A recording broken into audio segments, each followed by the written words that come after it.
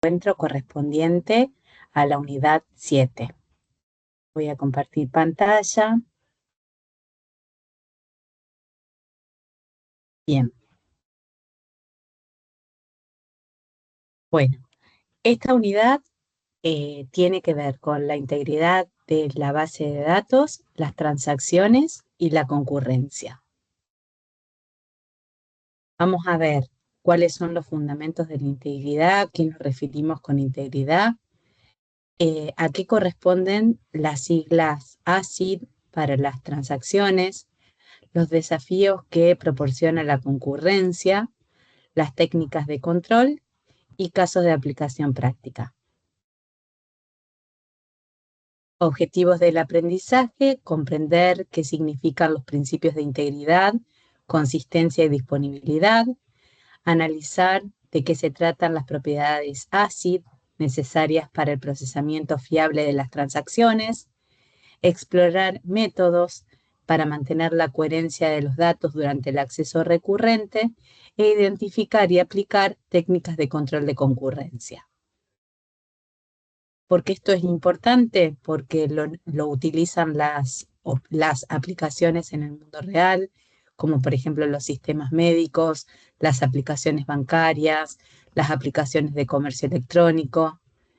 Bien, porque otro de los motivos es porque sin los controles necesarios, las bases de datos pueden volverse poco confiables, ¿sí? Y porque es un requisito profesional para los tiempos que corren. Bueno, ¿a qué nos referimos con integridad, coherencia y disponibilidad? La integridad de los datos tiene que ver con que los datos sean precisos, sean fiables, que se correspondan con la realidad a lo largo de todo su ciclo de vida. Coherentes es que el estado de la base de datos mantenga una coherencia que satisfaga todas las reglas y restricciones ya definidas, que esté disponible, ¿sí? O sea, que sea accesible el sistema para los usuarios. Bueno, juntos conforman la base de operaciones confiables de la base de datos, especialmente en entornos de múltiples usuarios. Bueno, el teorema de Kapp lo que dice es que, según el teorema de Kapp, un sistema de base de datos distribuida, ¿sí? Solo se pueden garantizar en ella dos de estas tres opciones. Consistencia tiene que ver con que todos los nodos, ¿sí?, vean los mismos datos al mismo tiempo. Disponibilidad, que cada solicitud pueda recibir una respuesta, sin garantía de que tenga la versión más eficiente, más reciente. Y tolerancia a las particiones, que el sistema continúe operando a pesar de particiones de red o interrupciones de la comunicación entre los nodos. Entonces, lo que dice el teorema de Kapp, un sistema de base de datos distribuida solo puede garantizar dos de estas tres propiedades en forma simultánea. Esta compensación fundamental da forma a las decisiones de la arquitectura de la base de datos, o sea, cuáles de estas propiedades se privilegian por sobre otra. Ejemplos de violación de integridad: por ejemplo, una cuenta bancaria que muestra diferentes saldos en distintas vistas del sistema respecto de una misma cuenta, que el recuento del inventario no se corresponda con la realidad, relaciones de la clave externa que apunten a registros que no existen, claves primarias que estén duplicadas, ¿sí?, y que no permitan identificar unívocamente un registro dentro de una tabla, y estados de datos contradictorios después de actualizaciones parciales.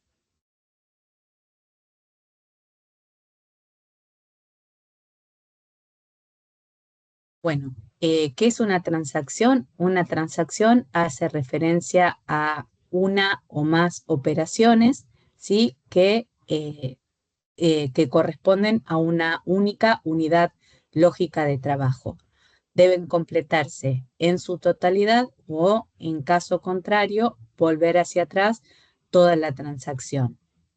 Entonces, características clave: representa un proceso de negocio completo, puede involucrar más de una operación, debe dejar la base de datos en un estado consistente, ¿sí? No en un estado de error, y es la unidad básica de recuperación en caso de falla. Un ejemplo clásico puede ser una transferencia bancaria, donde el paso 1, la operación 1, es verificar si la cuenta A tiene fondos suficientes. El paso 2 es debitar 500 pesos de la cuenta A. El paso 3, acreditar 500 pesos en la cuenta B. Y paso 4, registrar la transacción en el registro. Si alguno de estos pasos falla, la transacción debe hacer un rollback, debe volver hacia atrás. La transacción se ejecuta completa o se cancela, se aborta. Los estados de la transacción pueden ser activo, que es el estado inicial. La transacción ejecuta sus operaciones de lectura y escritura. Parcialmente comprometido es después de que se ejecuta la operación final, pero antes de que se haga el commit, antes de que la transacción se confirme en disco.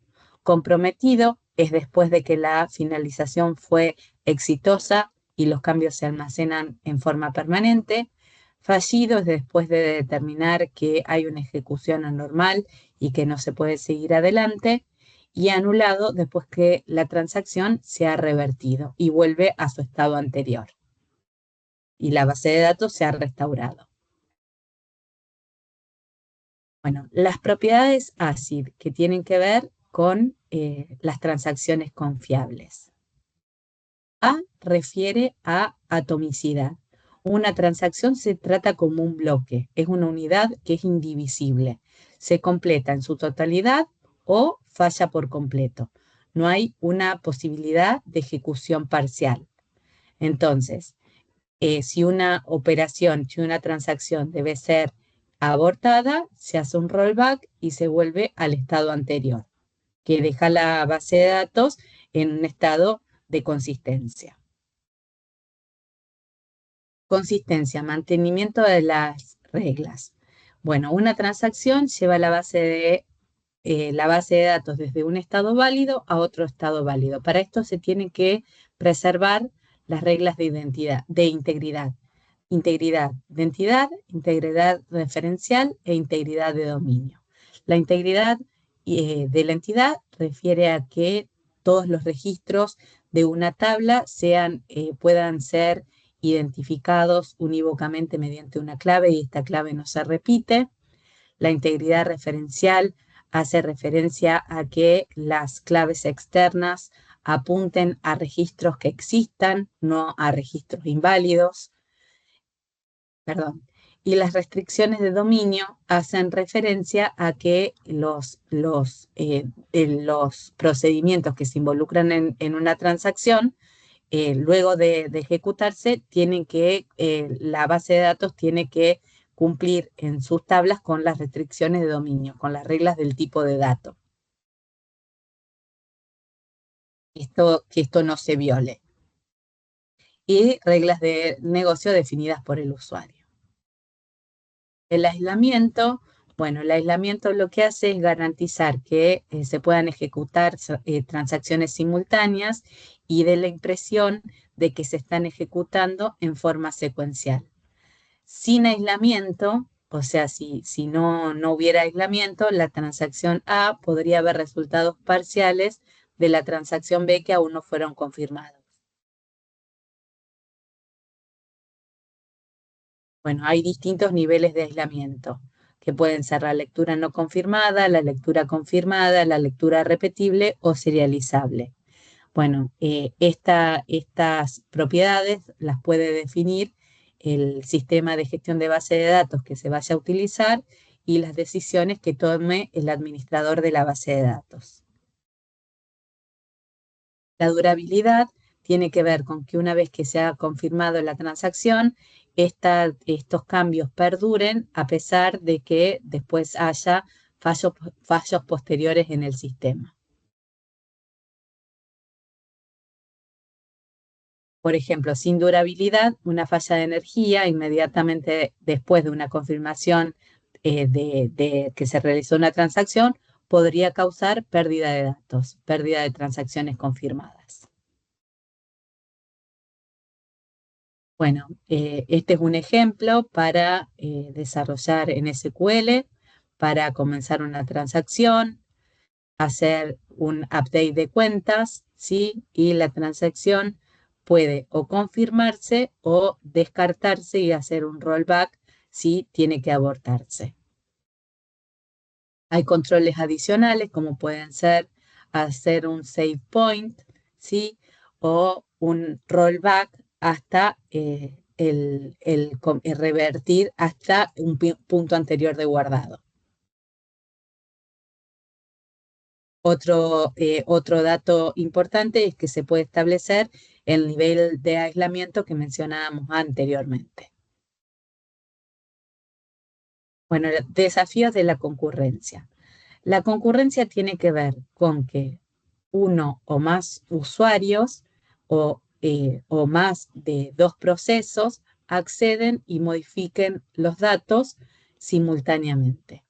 Entonces, esto puede generar múltiples problemas. Por ejemplo, el problema de la actualización perdida, el problema de la lectura sucia, el problema de la lectura no repetible y el problema de la lectura fantasma.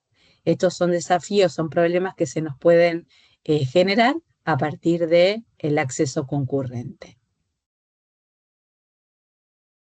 El problema de la actualización perdida. Un ejemplo es que la transacción A lee un registro, por ejemplo, inventario igual a 100. La transacción B lee ese mismo registro, inventario igual a 100. La transacción A calcula el nuevo valor, inventario ahora 90. La transacción B calcula nuevo valor, inventario 95.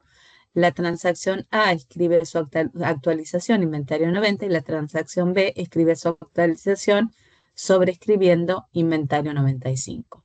Las consecuencias de esto, la actualización de la transacción A se pierde por completo.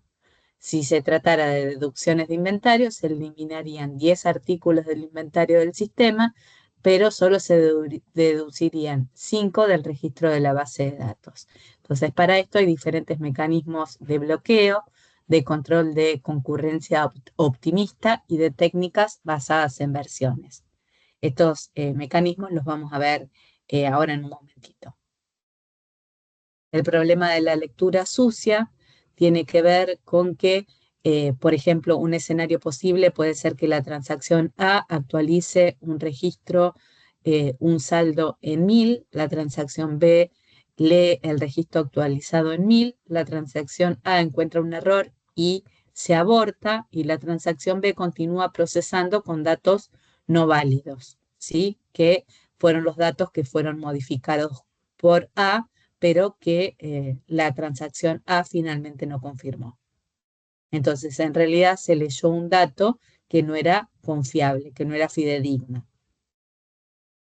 El problema de la lectura repetible, un escenario posible es la transacción A lee un registro, por ejemplo, precio igual a 10 pesos, la transacción B actualiza y confirma el mismo registro, el precio en 12 pesos, la transacción A vuelve a leer el registro y ahora ve un dato diferente al que había leído antes. Entonces, hay dos lecturas, digamos, respecto del mismo registro.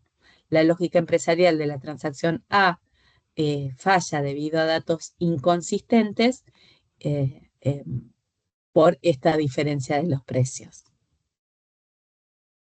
Prevención, se puede establecer el nivel de aislamiento en lectura repetible, implementar bloqueos de lectura que persistan hasta la finalización de la transacción y utilizar aislamiento de instantáneas en la base de datos que lo admitan. El problema de la lectura fantasma tiene que ver con, por ejemplo, la transacción hace una consulta de registros que cumplen con un criterio y encuentra 5 registros.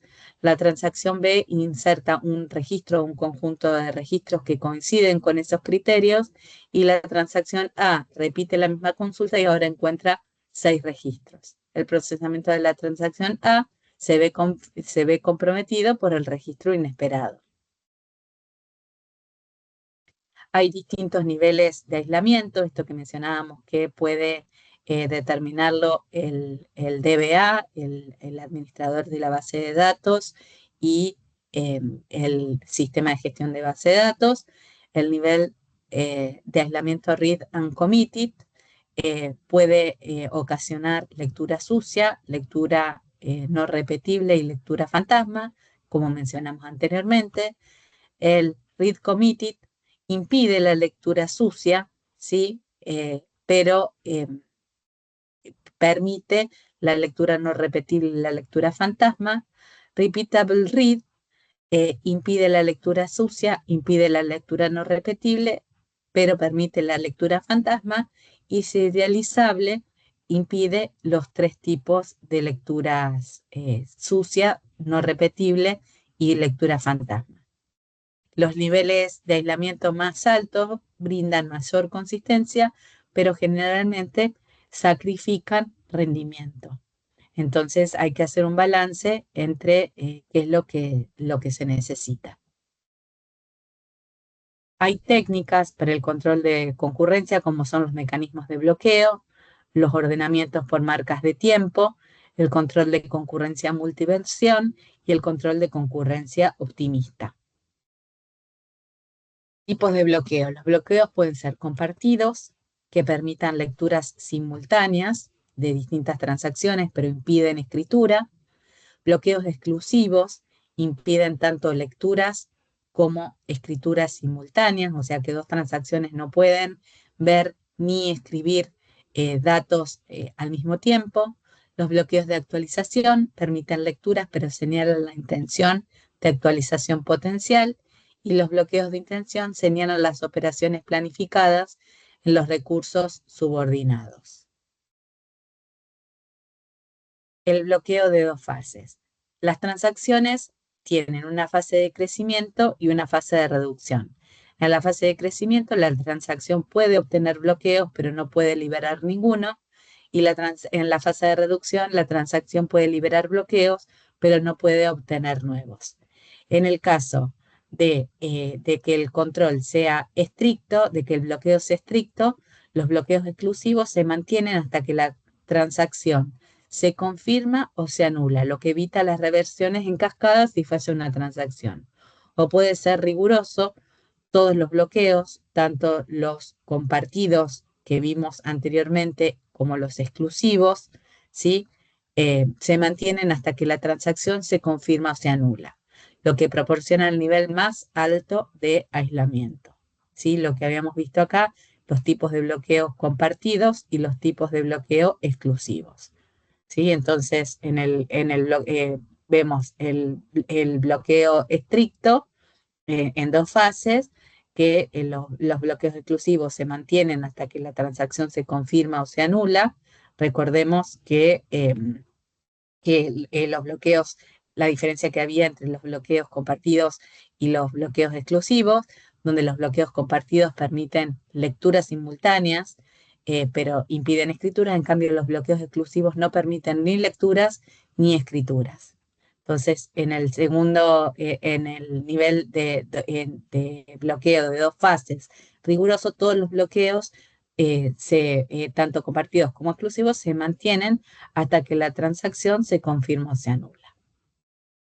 Bueno, interbloqueos suceden, por ejemplo, cuando la transacción A necesita el recurso 2 y tiene bloqueado el recurso 1, y la transacción B tiene bloqueado el recurso 2, por ejemplo, y necesita el recurso 1. Entonces, ambas tienen bloqueado lo que necesita la otra para poder concluir.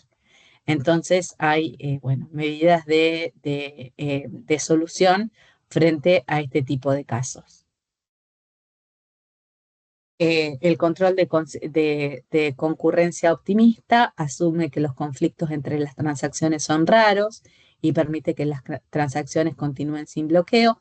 Valida los cambios antes de confirmar para garantizar que no se produzcan conflictos.